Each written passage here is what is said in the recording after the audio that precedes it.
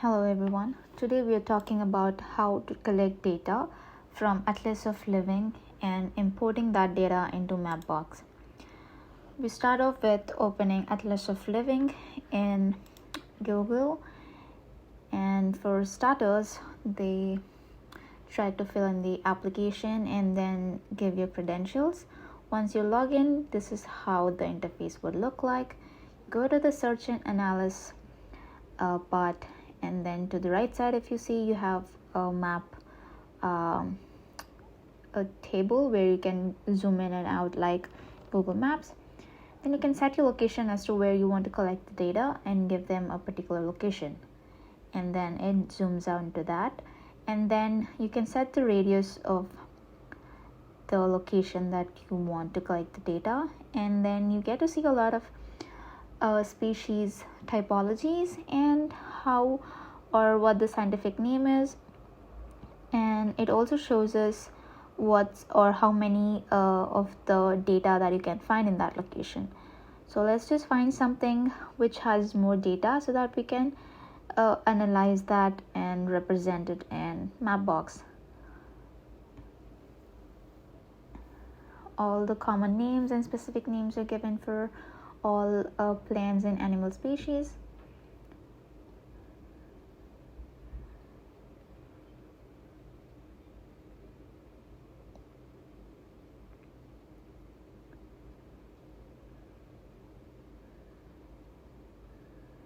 As the radius is very small, everything just looks like one or two data. So let's find something which has more data.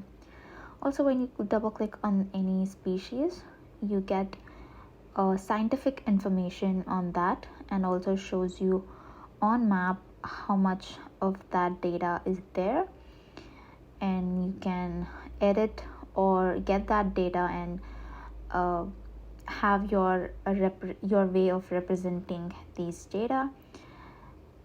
For the species that I've selected, it shows in the blue circles, but then you can go on by changing the display opacity, color. Always try to keep the data in a very bright color palette so that it doesn't take away from the background. You can see how you get the information in different layers of for different uses as well. You see the option in the top column, we have import and export options. You have particular points and area where you can select, but we don't need that data. We only need the location data and the quantity of that species.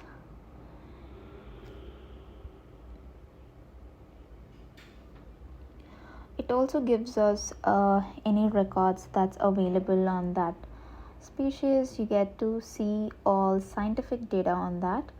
It's a set of data set that can be downloaded in different formats and can be further used in other uses, not just for Mapbox analysis.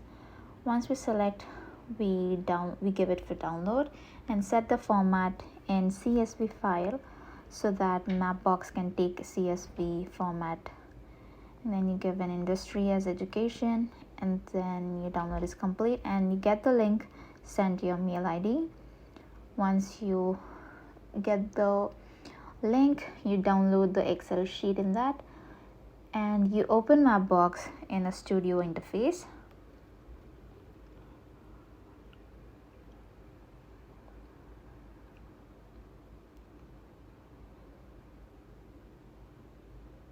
Now let's open or create a new data set with a different style. Give it a name of plants and CBD. Create, or you can upload the CSV here, or you get to upload the CSV once the map opens as well. Sometimes when you open the Excel sheet, try to upload the Excel sheet, it doesn't take up, the file becomes too heavy, and it also shows how it's failed to upload the CSV file. If that happens, you go on to the Excel sheet that you downloaded from your mail ID and search the latitude and longitude columns. The Excel sheet obviously has a lot of data in it, or you can just search the phrase or the word of latitude and longitude, so it gives you that column, and then copy paste that into another file. So let's find the location. This column in CO and CP is the latitude, longitude, the whole column. You copy, open a new file, and paste it there. New file, paste it, and this file you save as it as CSV format, and give it a name and save it. Go back to Mapbox, create the new style,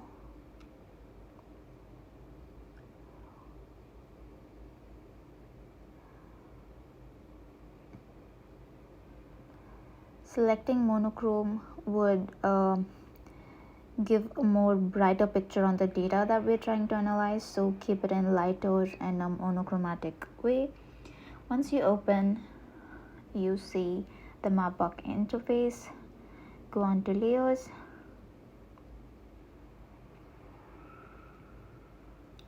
toggle around the area where we have collected the data. Go to components, data visualization, and upload the data.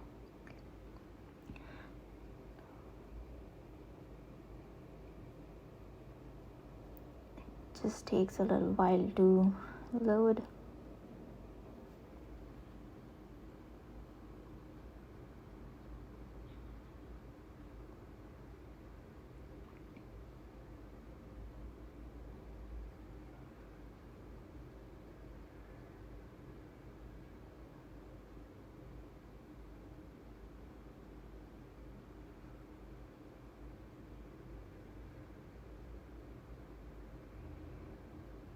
Successful. Now you go to source and find the file that we have downloaded, the plant's name. So the last opened one is this one. If you zoom into it, that's the data we have collected. So making it in monochromatic and then highlighting would be better. By going to display settings, you can change the way it looks like. You don't have to maintain the same colors and shapes. You go to heat maps and change the opacity and the size. Basically, by doing this, it gives us a range of the species that was spotted in this area instead of just one particular geolocation. So heat map gives us a range of the area where we have data. So you play around with different colors and set of tones based on the proximity of the points. This is one way to represent it. This is the heat map. You close that map and you can add one more map same way, adding it component, data visualization, Mapbox, find the source,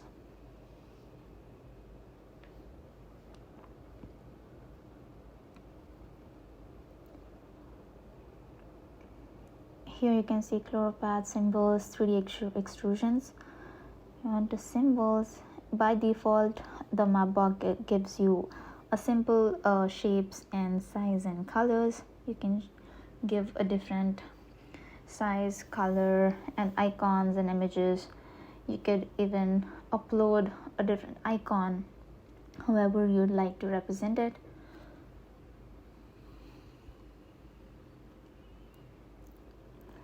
We are collecting plants data, so let's try to keep everything in green color palette, something in green symbols.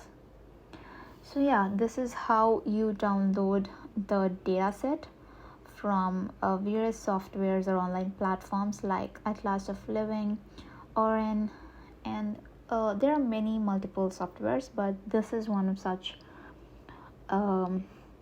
Australian website. So thank you for watching.